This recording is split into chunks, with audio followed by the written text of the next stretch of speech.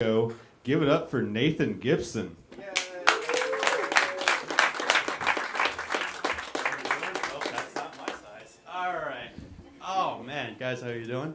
I've been doing a road trip around the country, and last week around this time, I was in New Orleans, and I was in the French Quarters. There was just music blasting in the streets, and then Taylor Swift's Shake It Off started to play, and I heard like a couple of like 18-year-old girls go, "Oh my God, I love Taylor Swift." And do you know how weird it is to hear exactly what you're thinking coming out of teenage girls? It's like, it's really weird. I've been going to a bunch of different cities. I was actually in Indianapolis. I caught up with an old friend of mine. We went separate ways. I do this. I'm single. He's married. He has 3 kids. I actually babysat one of the kids. We were watching Netflix. We were watching Scooby-Doo. She had a little blanket. She would snuggle next to me. And I was like, it was one of the only occasions where I ever thought, like, do I ever want to have children? And I started to realize, like, no, I have a fear of commitment. Like, I get anxiety when I have to renew my phone contract for 2 years. And do you know how long it raises a kid? How long it takes to raise a kid? Like 9 phone contracts. Like that, unless you're like my parents, which was 12 phone contracts. So I'm not ready for it. Does Austin have public transportation? Kind of. I live in Chicago, and we have pretty good transportation. I take the train a lot, and there's like weird stuff that always happens there. Like sometimes there will be homeless people. They will make a speech. They'll go, "Can I have your attention, please?" I've grown used to it. I will start to put headphones in my ear, and I started to put headphones in my ear one day until I heard, "I'm not a time traveler, but." I was like, "Well, we'll see what he has to say." And he started talking about how we as young people are not ready for a world war, but World War III is coming, and the signs are here, and the signs are ding, Sox 35th. He got off the train. I was like, whoa, you had me there. And I almost considered going after him until I saw like 2 agents already talking to him. I was like, oh no, they know that he knows too much. I didn't realize the train system's part of the Matrix. I was actually on a train once. There was a guy drinking a 40 of King Cobra, go big or go home. He finished the 40. His stomach didn't want him to finish the 40. And I know that because as the doors of the train opened, he stuck his head out, just vomited on the platform, stayed on the seat, passed out on the train. Should I mention this was 9:15 in the morning?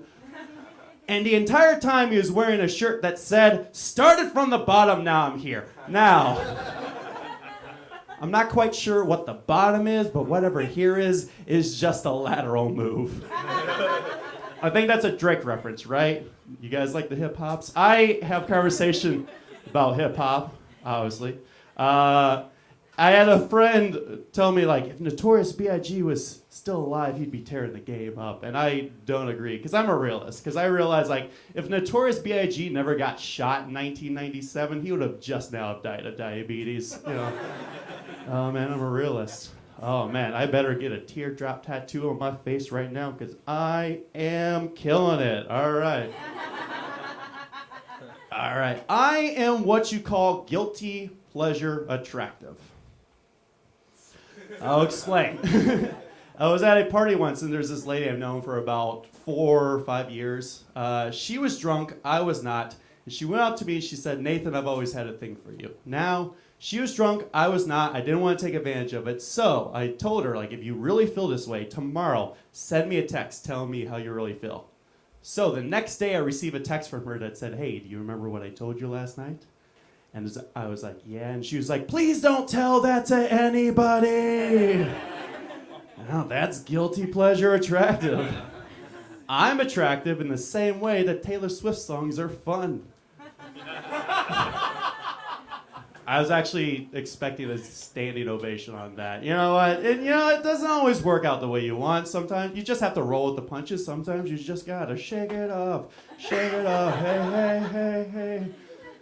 There's the appropriate amount of Taylor Swift references to this suit coat right now, so you're all good. Here's my problem. I've been single for a long time, and the thing is, I am the type of person that kind of just like waits a little while. I like build up the courage to ask people out. And it happened once. There was a server that I had known from 2 different bars. and I always had to try to like build up my confidence to talk to her. And it was finally today. I was going to give her my number. I had a pen. I had no paper. So what I did is I pulled out a dollar bill. I would have given her 5, but I did not have 5s that day.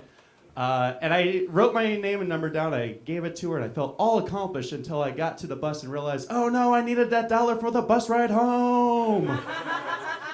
You know how much I liked her? Enough to walk 3 miles, which I feel is the more realistic version of that Vanessa Carlton song. Like, really? You're gonna walk 1,000 miles? I started getting cramps at 2. So, oh, you got dreams? Do you have dreams? Don't tell me I've just established that you have them. All right, perfect. I have a dream that one day the Insane Clown Posse will put out their own form of Italian ice cream, call it Juggalato. There we go. Yes, we can.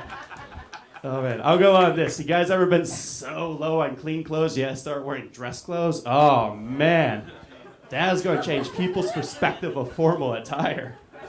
Like, hey, check out that man in the suit. I know, he really needs to get his life together. All right, I'm Nathan. Thank you very much.